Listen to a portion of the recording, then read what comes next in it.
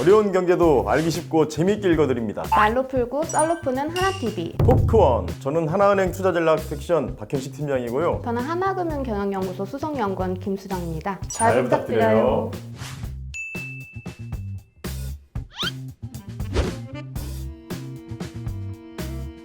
지난해 사람들의 안부 인사가 주식 잘 돼? 이거였다면 올해는 코인 어때? 로 바뀌었어요. 네, 주식시장이 문을 닫았던 지난 5월 5일에 국내 암호화폐 거래 대금이 올해 국내 최대의 금액을 기록했는데요.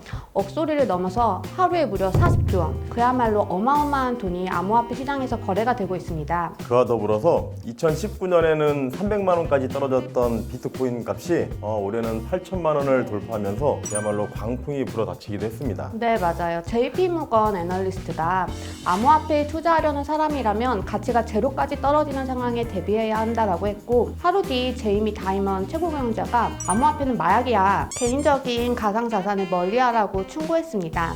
이 충고 기억하셔야 합니다. 이미 시작된 가상화폐 열풍이 쉽게 사그러들진 않겠죠. 현재 비트코인이 4월부터 조정을 받기 시작해서 지금은 고점 대비 거의 절반 수준까지 하락했거든요. 그리고 비트코인 외의 코인들, 알트코인도 조정이 상당합니다. 그래서 그런지 요즘에 워낙 채굴하러 회사를 열심히 다니시는 분들이 부쩍 늘었어요. 일시적인 조정인지 아니면 결국 거품이 꺼지는 것인지 이 시점에서 한번 정리가 필요해 보입니다. 저희가 한번 오늘 제대로 파헤쳐 보도록 하겠습니다. 우선 가상화폐, 암호화폐, 코인 이런 이름이 많은데 명칭부터 정리하고 가야 할 것 같아요. 네, 맞아요. 비트코인이 처음 등장했을 때는 디지털 화폐로서 주목을 받았습니다. 그런데 지금 암호화폐가 지급 수단이 되게 어렵다는 인식이 높아지면서 지난 3월부터는 암호화폐보다는 지금 가상자산이라고 공식 명칭이 지어졌어요. 가상자산, 화폐로서 가치를 보존하는 기능은 없다. 하지만 투자의 기능은 인정한다. 이런 거죠? 네, 얼추 맞습니다. 일단 가상화폐가 왜 화폐로서 인정이 못 받는지 아세요? 정답! 가치의 변동성 때문에. 네, 맞습니다. 지금 그 코인 같은 경우에는 지급 가치가 급등락하고 있잖아요. 만약에 팀장님께서 카드를 꺼내는 순간하고 카드를 긁는 순간 가격이 다르면 어떻겠어요? 바로 이러한 점 때문에 교환의 수단이 되기 어렵다는 겁니다. 맞아요. 저 같아도 무서워서 비트코인으로 결제하기는 힘들 것 같아요. 제가 5,000원에 짜장면을 시켰는데 도착했을 때는 그 짜장면이 10,000원이 돼 있을 수도 있다는 그런 의미잖아요. 네, 지금. 맞아요. 또 이유가 하나 더 있는데, 가상화폐가 되기 어려운 이유는 바로 그 승인까지 걸리는 거래 시간 때문입니다. 우리가 지금 물건 살 때 카드 결제하면 바로 승인이 되잖아요.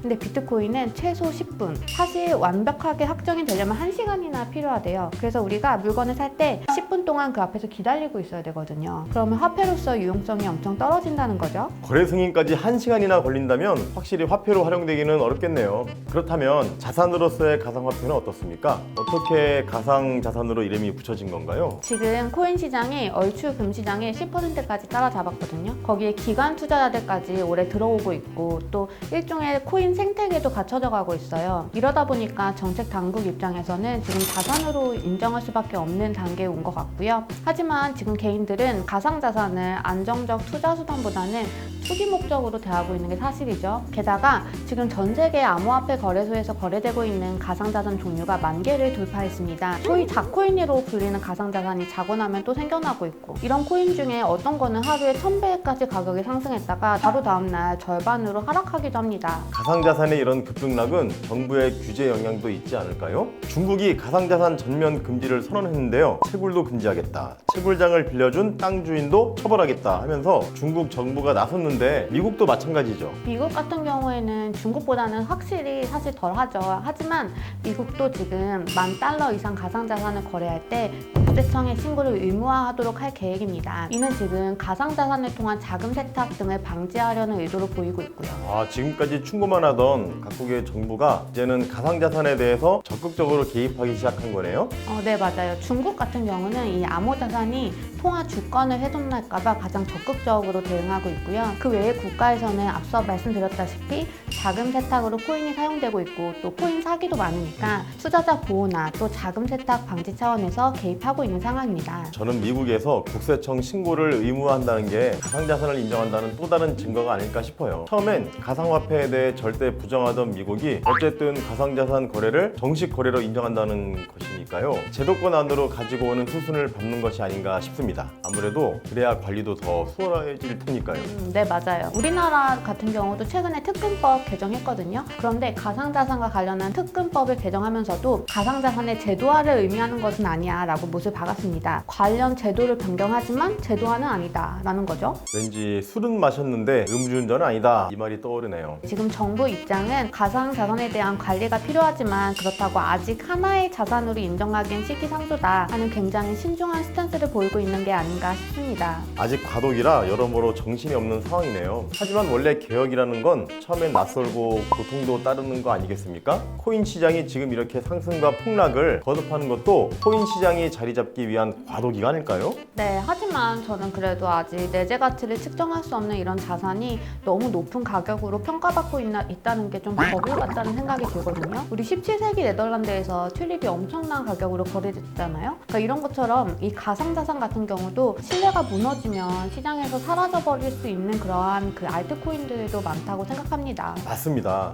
이에 더해 각국 정부들은 민간의 가상자산에 대응해서 CBDC, 즉 블록체인을 기반으로 하는 디지털 화폐 발행을 추진 중에 있잖아요. 이러한 점은 단기적으로 코인 시장에는 악재가 되어 돌아오는 것 같습니다. 네, 단기 악재가 될 수 있죠. CBDC랑 암호화폐랑 뭐가 다르냐, 비슷한 거 아니냐 하실 수 있는데 팀장님께서 간단하게 설명해 주세요. 이미 아시는 분들도 계시겠지만 가장 큰 차이는 발행의 주체가 어디냐는 거죠. 중앙은행이 발행한 CBDC는 지급 보증이 되는 법정 화폐이고 반면에 비트코인, 이더리움 같은 암호화폐는 비은행권인 민간에서 발행되었기 때문에 지급 보증이 어렵습니다. 정부의 규제를 받지 않아서 오로지 수급에 따라 화폐의 가치가 결정이 되죠. 두 가지 모두 블록체인 기술을 이용해 복제가 거의 불가능하고 거래 내용 조작도 불가능하다는 공통점이 있지만 발행 주체가 다르고 그로 인해 화폐 가치의 안정성 보장 측면에서 큰 차이가 있다고 볼 수 있습니다. 네, 맞습니다.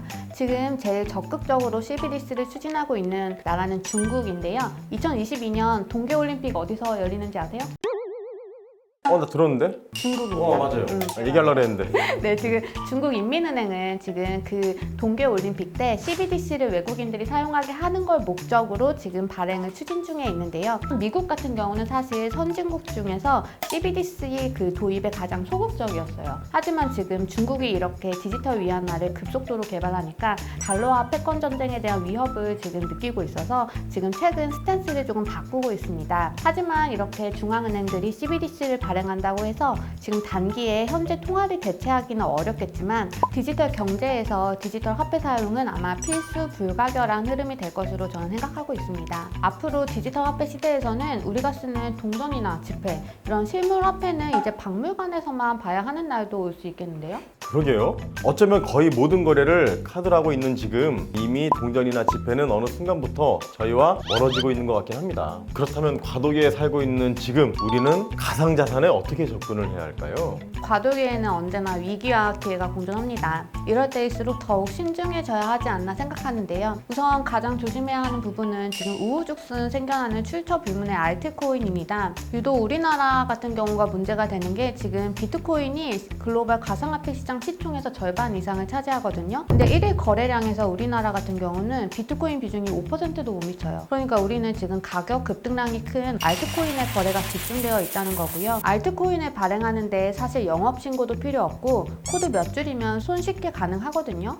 그러다 보니까 지금 15분마다 12개의 알트코인이 만들어지고 있다고 합니다. 15분마다 12개씩이라니. 그리고 또 거기에 법적인 처벌도 불가능한 상황인데 유독 국내 시장에서는 지금 빚을 내면서 알트코인에 투자하는 사람들이 많다는 게 문제죠. 이 부분은 정말 큰 문제겠네요. 전체 코인 시장의 60%를 차지하는 20, 30대 세대가 붐에 휘말려서 제대로 알지도 못하고 투자를 했다가 큰 손실을 얻는다면 아무리 손실을 통해 공부한다지만 묻지마 투자는 절대 하지 말아야겠어요. 특히 절대 무리한 빚으로 투자하지 않도록 주의하셨으면 합니다. 김수정 연구원님이시라면 가상자산 투자 어떻게 하시겠어요? 저는 잃어도 되는 소액만 대표 코인 종목에 투자하겠습니다. 아직 코인 시장 급등락이 너무 심한 데다가 투자에 한 방은 없다고 생각하거든요.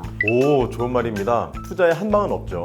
화끈한 승부사 기질만큼이나 기다림이라는 게 필요한 것도 투자의 기본이라는 거 이번 기회에 한 번 더 되뇌었으면 좋겠습니다. 가상자산, 앞서 말씀드렸듯이 아직 과도기 상태이다 보니 전문가들 사이에서도 의견이 엇갈리고 있는 상황입니다. 여러분들도 신중한 투자로 부디 좋은 수익률 기록하실 수 있으면 좋겠습니다. 그럼 저희는 여기서 인사드리도록 할까요? 네, 그러죠. 오늘 너무 유익한 시간이었습니다. 팀장님께서는 어떠셨어요? 아무래도 가장 핫한 키워드로 대화를 나누다 보니까 저도 즐거운 시간이었습니다. 이제 매달 넷째 주 수요일마다 토크원을 보실 수 있는데요. 다음 이 시간에도 더 재밌는 주제로 찾아오겠습니다. 다음 시간도 기대해 주세요. 안녕.